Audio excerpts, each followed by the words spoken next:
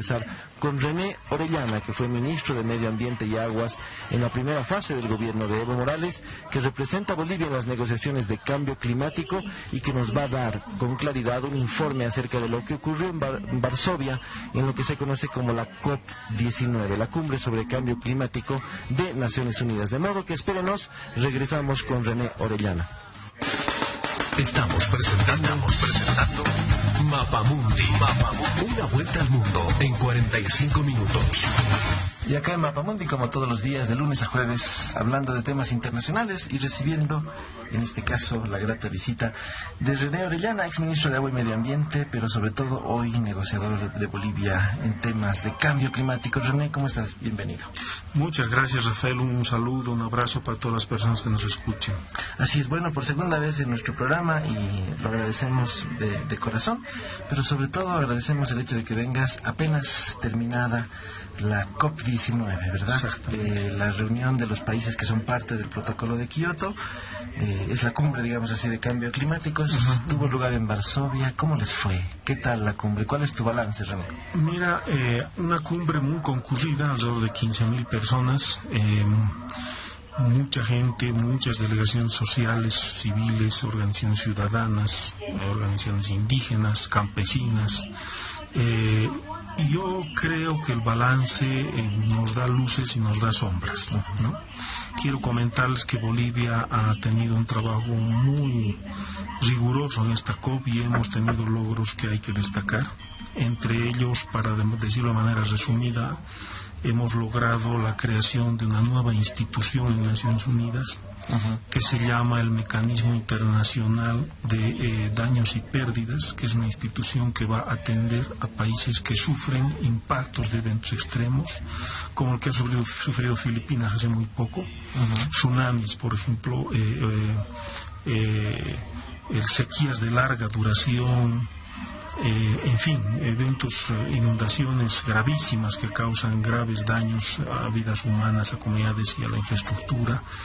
En fin, ¿no? Este tipo de eventos o tifones que sufren particularmente los países costeros y nosotros también como países particularmente vulnerables, que es el concepto que tiene la Convención, van a ser atendidos por esta nueva institución.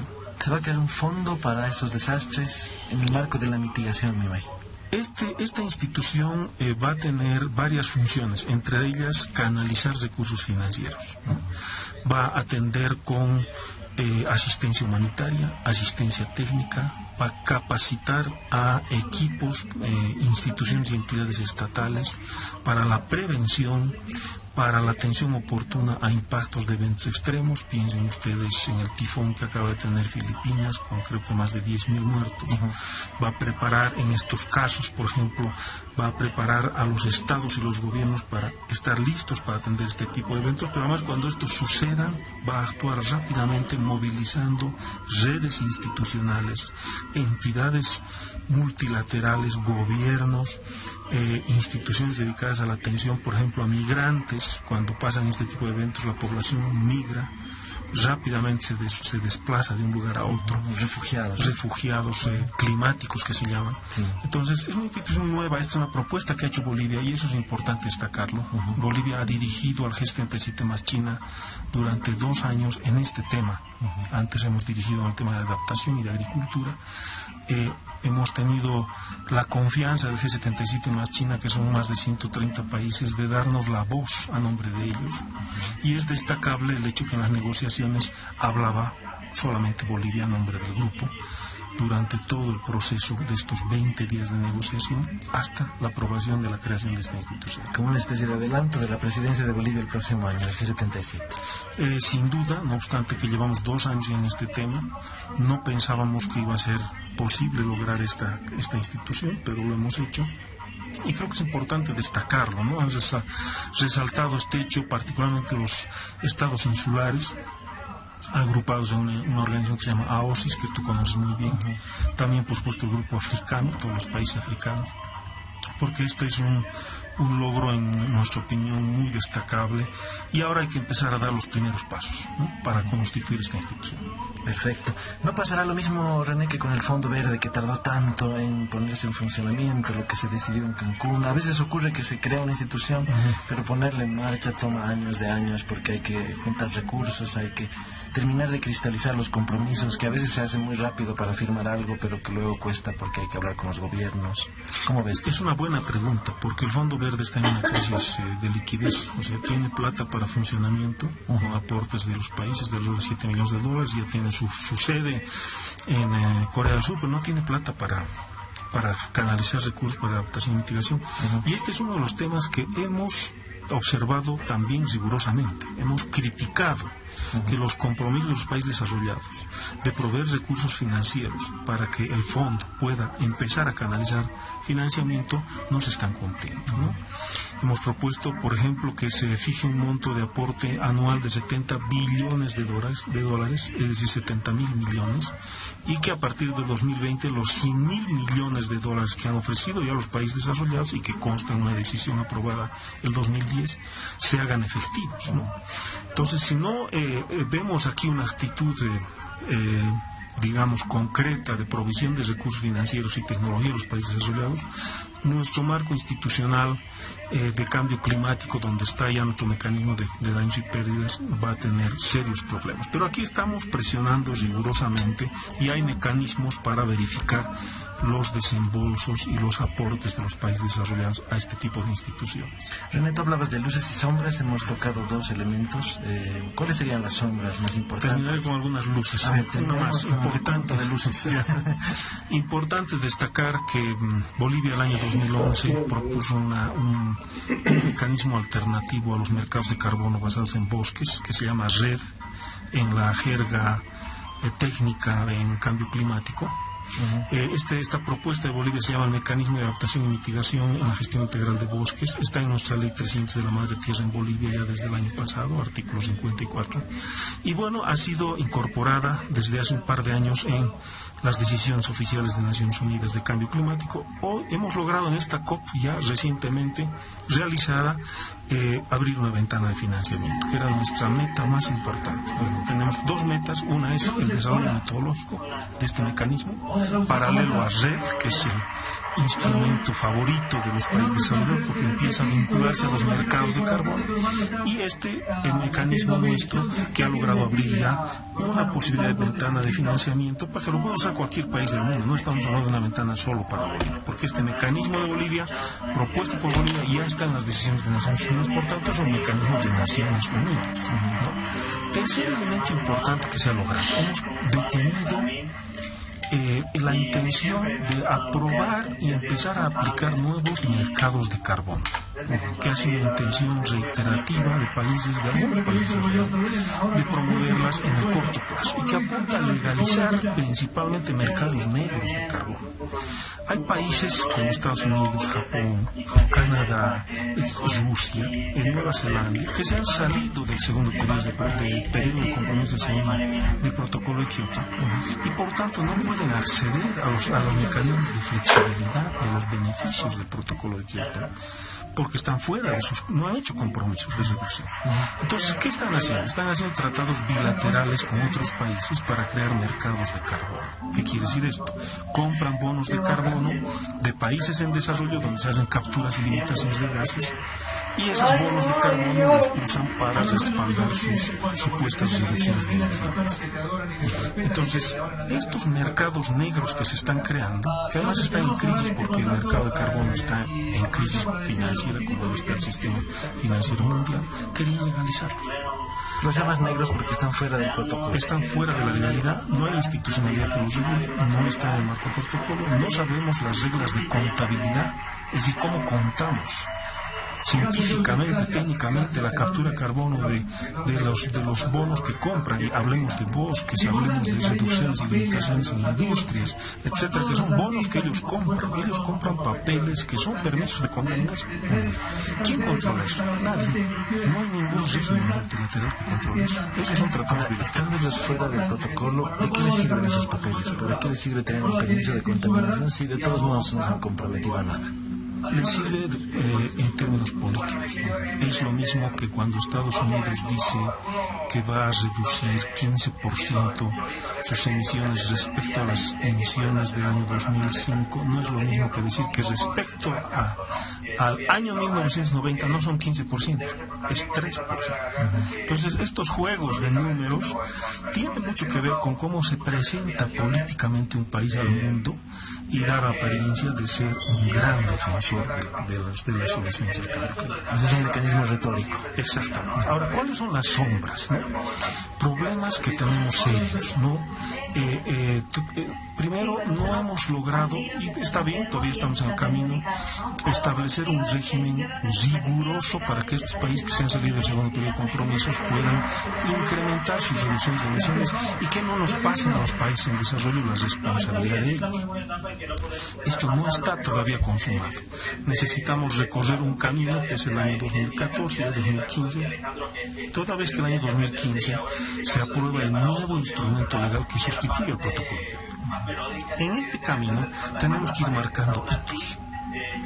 Y no estamos todavía marcando esos hitos. La negociación avanza muy lentamente. Segundo, no hemos logrado consolidar efectivamente un monto específico anual de financiamiento, que es lo que proponemos, los 70 billones de dólares, hacer provecho de los países en desarrollo. Esta es otra tarea pendiente que tenemos que trabajarla el próximo año y el subsiguiente. Esto es muy importante porque los que nos escuchan dirán, ¿y para qué esa plata?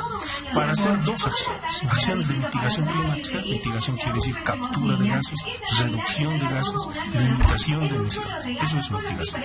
Y adaptación, prepararse, adaptarse a los impactos del cambio climático, toda vez que ya es un hecho que la temperatura va a subir. Aunque empecemos a reducir drásticamente ahora, ya va a subir por la acumulación de gases en la atmósfera.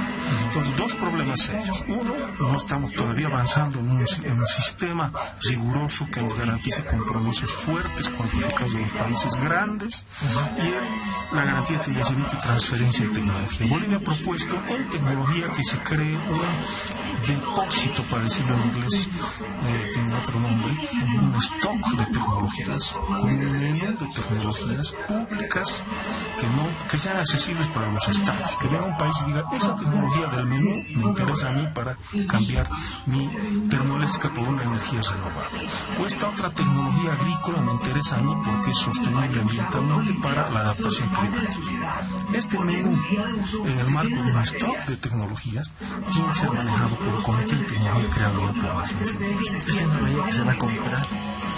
Esta tecnología no tiene que donar así tan sencillo.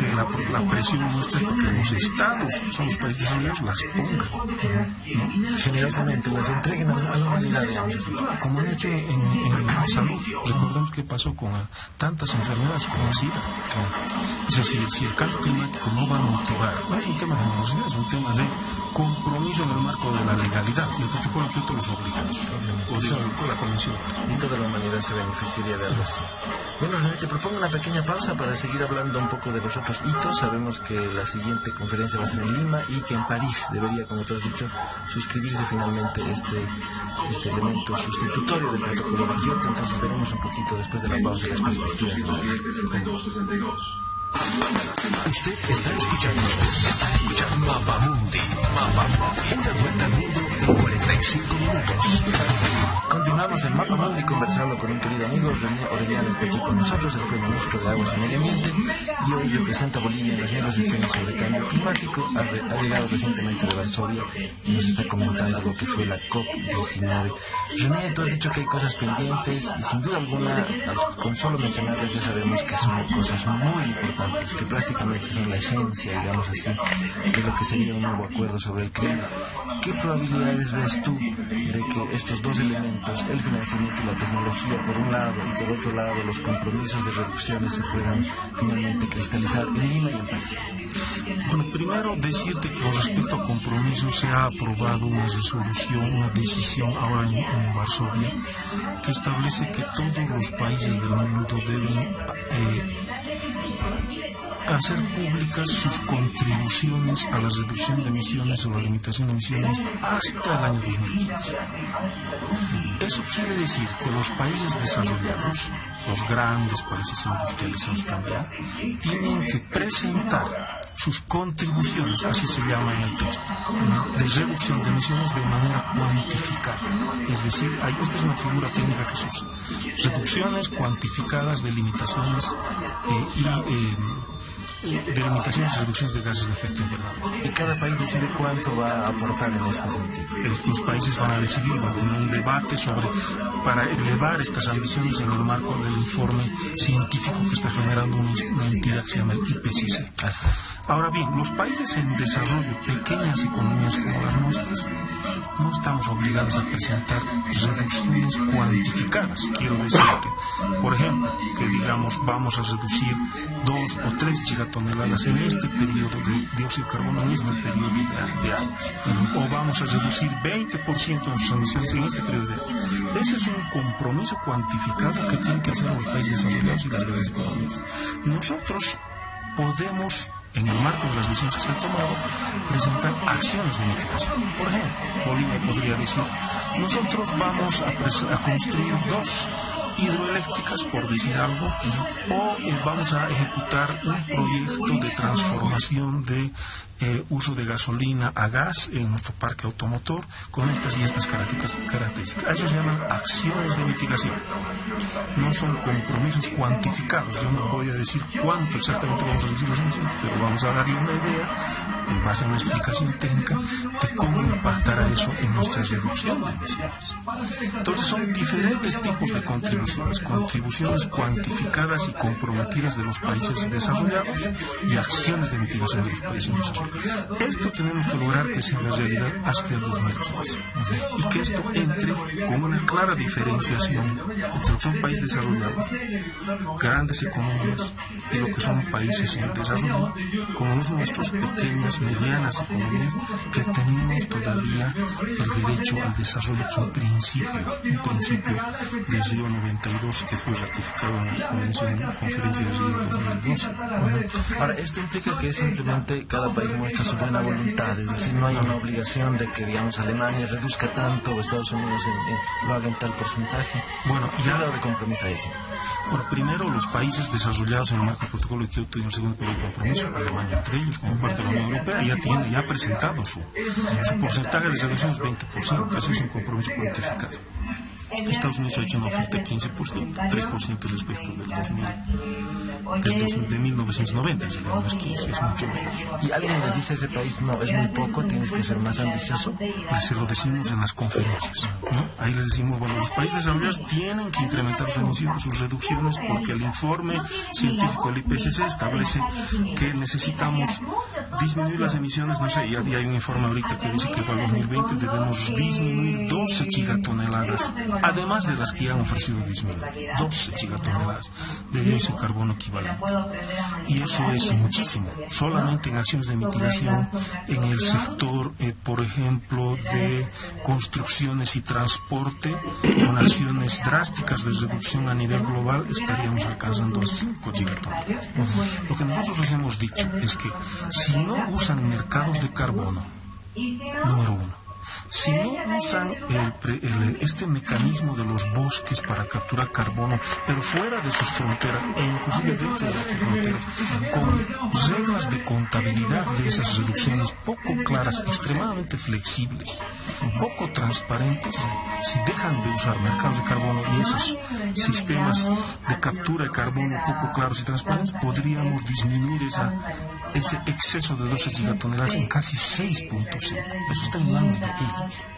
Pero la obsesión de abrir mercados de carbono pone en grave riesgo que en lugar de reducir, incrementemos las emisiones. Por eso es que Bolivia ha observado los mercados de carbono, no porque no nos gustan los mercados per se, sino porque son efectivamente un medio poco confiable para garantizar reducción de emisiones y puede dar lugar a doble contabilidad de la reducción de emisiones. Es decir, que el país huésped de las acciones de reducción que está generando bonos de carbono contabilice esas acciones como suyas y al mismo tiempo las venda al país comprador, que a su vez las contabilizará como reducciones como de ellos. Esa doble contabilidad ya ha generado alrededor de 1.6 gigatoneladas de dióxido de carbono. Estos se han convertido en permisos de contaminación.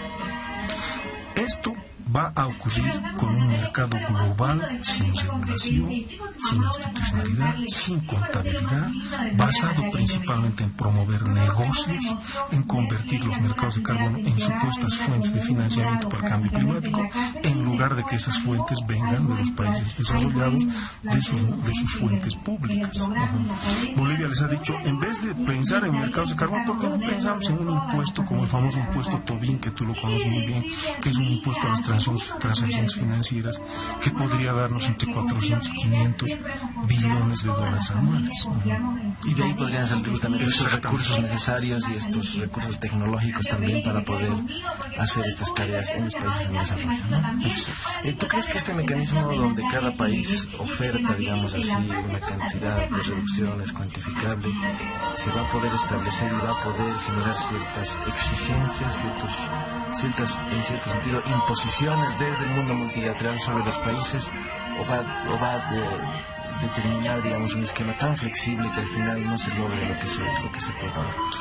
Yo creo que aquí, para que estas contribuciones, entre comillas, ese es el término técnico, sea aprobado, efectivamente cambien, reduzcan esa brecha de carbono, por ejemplo, la que se está para el 2020 de 2 gigatoneladas, necesitamos una fuerte presión sobre los países desarrollados. Y para eso hay que usar la legalidad. ¿Y cuál es la legalidad vigente? La Convención Marco de Naciones Unidas, que en su artículo 4 establece claramente que los países desarrollados deben tomar el liderazgo en la reducción de emisiones. Ahora, normalmente la discusión hasta aquí ha sido si Estados Unidos, por ejemplo, va a ingresar al compromiso, si Canadá va a formar parte, digamos, de este consenso internacional. ¿Cómo ves tú esa posibilidad? ¿Realmente ahora sí Estados Unidos podrá eventualmente en París, ¿no?, formar parte de este concierto internacional, o volverá a abstenerse para ello? Bueno, Estados Unidos es un país que siempre se caracteriza por evitar los compromisos que no le convienen, ¿no? Ya lo ha hecho con el protocolo de Kioto, no es parte del protocolo, no estuvo en el primer periodo de compromisos, no estuvo en el segundo, pero exige a todos que reduzcamos emisiones. Esa es una actitud que no es ética con el planeta, que es hipócrita. Y así se lo hemos dicho. No tiene moral para hablar de soluciones al cambio climático el que no acata las reglas que ellos mismos contribuyeron a construir en teoría. Y lo mismo en otros ámbitos del desarrollo. Entonces veremos qué pasa. Hay una presión fuerte del ámbito multilateral y también de la sociedad civil. Lima, que es la próxima COP, el año 2014, deberá ser también un gran escenario de concentración de pueblos indígenas, comunidades campesinas, trabajadores, mujeres, jóvenes, importantes, citar los jóvenes, que activismo más notable de los jóvenes en el debate del cambio climático. Y creo que esto hay que resaltarlo y reforzarlo.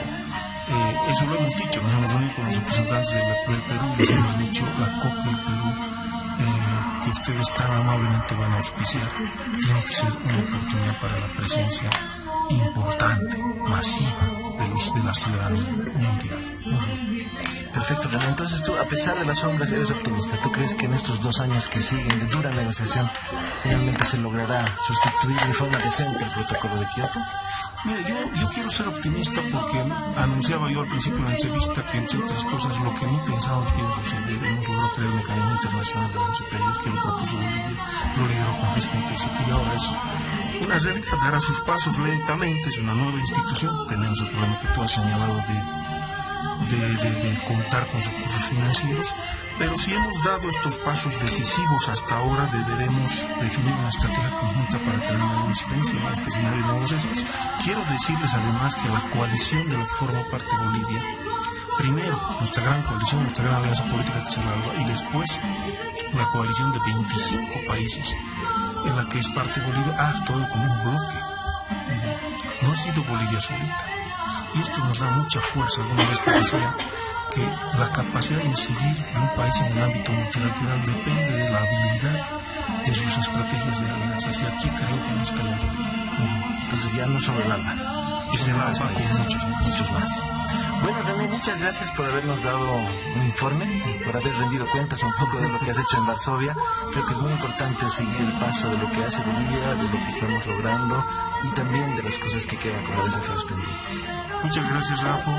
A todos ustedes un abrazo y estaremos cuando tú lo permitas otra vez comentando este tema. Por supuesto que sí, hemos conversado con René Orellana, quien ha estado con nosotros y nos ha informado acerca de lo que ocurrió en Varsovia justamente en este mes que termina muy pronto. Noruega acusa a Estados Unidos de presionar para intentar... Puertas del hospital en el que se encuentra el expresidente sudafricano Nelson Mandela. Una vuelta al mundo en 45 minutos. Anuncia la red de preferencias arancelares. Mapamundi. Ama la altura y la